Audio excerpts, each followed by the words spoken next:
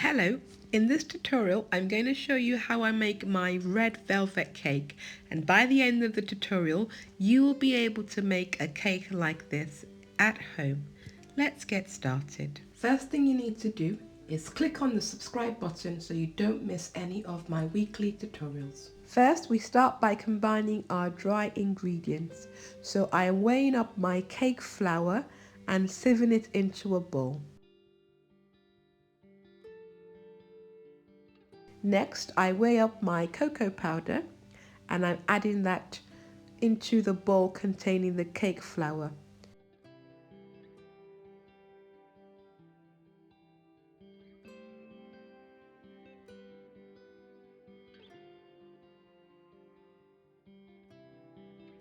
Give it a stir so that the flour and the cocoa powder mixes nicely.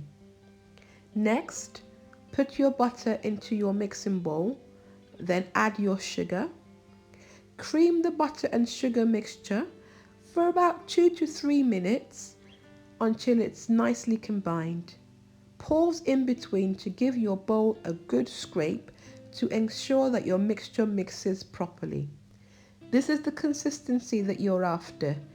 Look how nice and fluffy the mixture looks. This is what you should be aiming for. Next, we're going to add in the buttermilk. Buttermilk is absolutely essential for red velvet cake. It's part of what makes it nice and fluffy and gives it that unique texture. So don't skip this step. Once you've added your buttermilk, mix for about a minute on medium speed.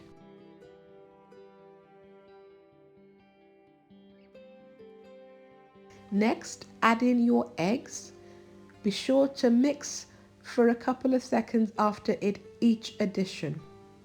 After the last egg, mix the mixture for about a minute. This is how your mixture should look like at this stage. A little bit liquidy, but nice and mixed. Give your bowl a scrape to make sure that all the ingredients have been nicely combined. Add your vanilla extract to your mixture. Red velvet cake has such a complex taste because you have so many ingredients. You have your vanilla, you have your cocoa powder. It's just a very rich cake. Next, add in your oil. Next, you want to add in your red food coloring. As you can see, I'm adding quite a lot of red food coloring. This is necessary if you want to get that classic red color that red velvet cake is known for. The more food coloring you add, the more red your cake will be.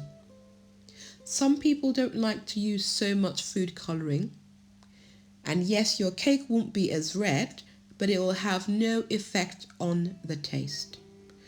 You can judge how much food coloring that you need when you mix your mixture.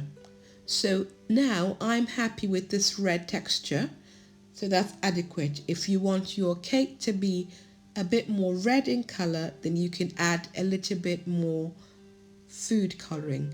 But for me, this amount of food coloring is just perfect.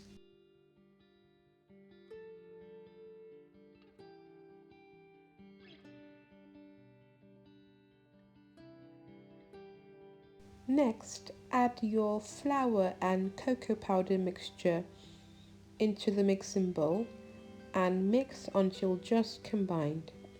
You can do the entire mixing with your stand mixer, or what I like to do is mix initially with my stand mixer, then I switch to mixing by hand. That way I have more control on the mixing process and I can ensure that I don't overmix my batter. Next, add in your baking soda and then your vinegar.